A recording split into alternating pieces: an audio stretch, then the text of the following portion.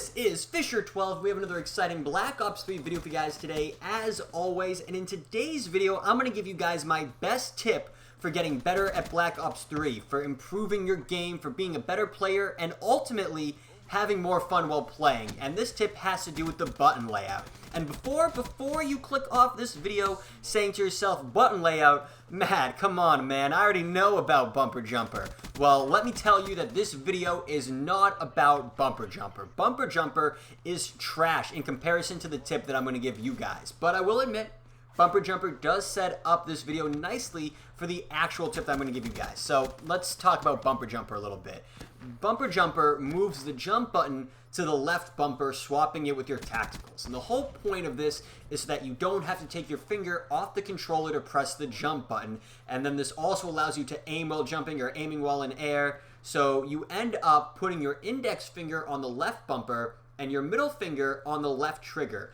And that's great. That works for a lot of people. I tried it this past weekend, and while I'll admit that I definitely played better and was able to get certain kills that otherwise would have been deaths without question, it felt awkward to hold a controller like that, at least for me. And after playing 3 or 4 hours, maybe even 5, I don't know, I'll lose count when I'm playing on the weekend, my hands started to hurt. It actually started to cramp up a bit, and then doing normal activities afterwards, like typing or trying to hold something, it just felt extremely uncomfortable. It felt awkward, and I was going to try to stick it out with Bumper Jumper because it will make you a better player. There's no doubting that.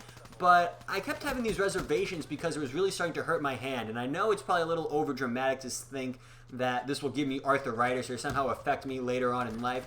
But I guess that's kind of a possibility. So I was just a little bit skeptical about switching to this new layout. Really what the issue was after I was playing for 3 or 4 hours, I went to the kitchen to make some food and I was grabbing a bowl from the fridge and I almost dropped the bowl because I couldn't hold it correctly. So that just made me a little concerned about using Bumper Jumper. So then I went back into the button layout settings and found this other new button layout called Stick and Move. And instead of swapping tacticals with jump, Stick and Move swaps melee with jump. So Stick and Move is the exact same button layout as the default button layout, except it swaps your X button on PS4 or A button on Xbox with the right stick. So now your jump is on that right analog stick. And I found this to be 10,000 times better than Bumper Jumper because you're still gripping the controller how you normally would, but you're able to accomplish the same thing as Bumper Jumper because you're not going to have to take your hand off the controller to press a jump. It's on that right analog stick.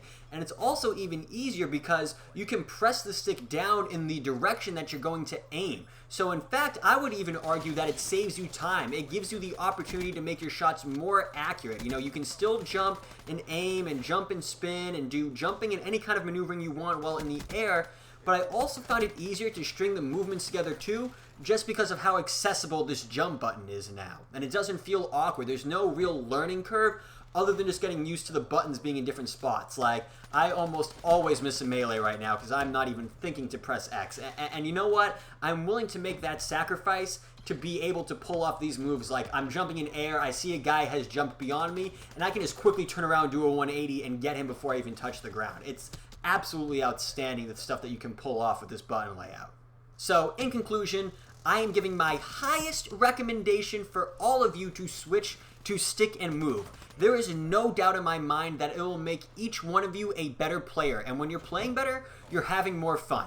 So now you guys, if you want, you can click off this video, but go hop on Black Ops, switch your button layout, give it a try, then come back here and tell me how well it worked for you, because I know it did. So that is going to be the tip that I have for you guys, and that will unfortunately bring us to the end of today's video. So if you found it helpful, if you found it useful, which I don't know how you couldn't, make sure to leave a like. And if you're new here looking for some more Black Ops 3 content in your life, then go ahead, click on that subscribe button. I upload Black Ops 3 content Monday through Friday. But other than that, guys, hope you enjoyed the video, and take care.